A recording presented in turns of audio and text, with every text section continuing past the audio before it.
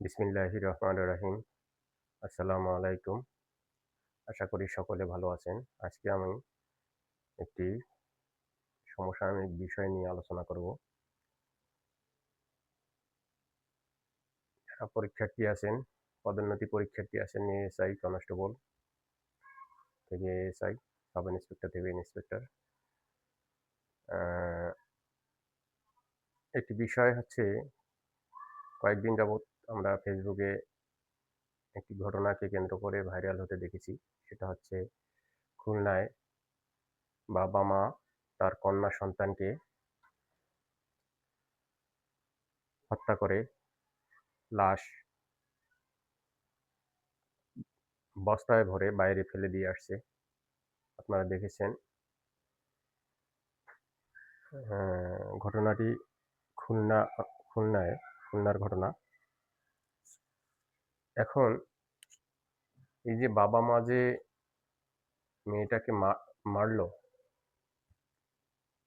যে কারণেই মারুক, হত্যাটা তো সংঘটিত হয়েছে। এখন এখানে বাবা-মার অপরাধ কি?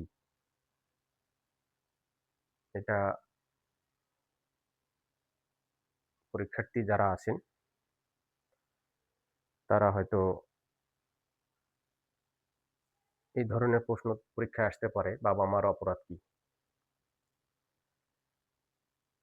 বাবা-মা তাদের আদরের কন্যা সন্তানকে হত্যা করেছে। লাশ গুম করার জন্য লাশ বস্তায় ভরে আরেক জায়গায় ফেলে এসেছে। এক্ষেত্রে প্যানাল কোডের ৩০২, তারপরে ২০১ এবং ৩৪ এই ৩ টে ধারা প্রযোজ্য হবে। এখন প্রশ্ন হলো, বাবা-মা একটি অপরাধকে ঢাকতে গিয়ে আরেকটি অপরাধ করেছে। সেটা হচ্ছে ২০১ এর লাশ গুম করা। যদি অ্যা তারা এই কাজটি না করে তারা মেয়েটিকে চিকিৎসার ব্যবস্থা করত। হয়তোবা মারপিট করেছে, মারার ইচ্ছা ছিল না, মারপিট করেছে কিন্তু মারা গেছে। তারা কি করল? লাশটা গুম করার জন্য বস্তায় ভরে আরেক জায়গায় ফেলে দিয়ে আসলো। এখানে আলামত ধ্বংসের একটা চেষ্টা করেছে। আলামত ধ্বংস করেছে। মানে আলামত গোপন করছে। এক্ষেত্রে ২০১ ধারায় তার অপরাধ হবে তাদের, এবং যেহেতু একই উদ্দেশ্য ছিল স্বামী-স্ত্রী দুজনের, সেখানে ৩৪ ধারা আসবে। আর খুন তো খুনেই ৩০২। যদি তারা চিকিৎসার ব্যবস্থা করত মেয়েটির, মারা গেছে বা আ হয়তো কোনো এমনভাবে মারপিট করেছে সে মারা গেছে। মারার ইচ্ছা তাদের হয়তো ছিল না। কিন্তু এই যদি হাসপাতালে নিয়ে যাইত, যদি চিকিৎসার ব্যবস্থা করত, বা মারা যাওয়ার পরেও যদি হাসপাতালে নিয়ে যাইত ভালো করার জন্য, বা একটা উদ্দেশ্য যদি ভালো থাকতো, ভালো করার উদ্দেশ্য থাকতো, তাহলে হয়তোবা এখানে ৩০২ টা তাদের উপর চার্জ নাও হতে পারত।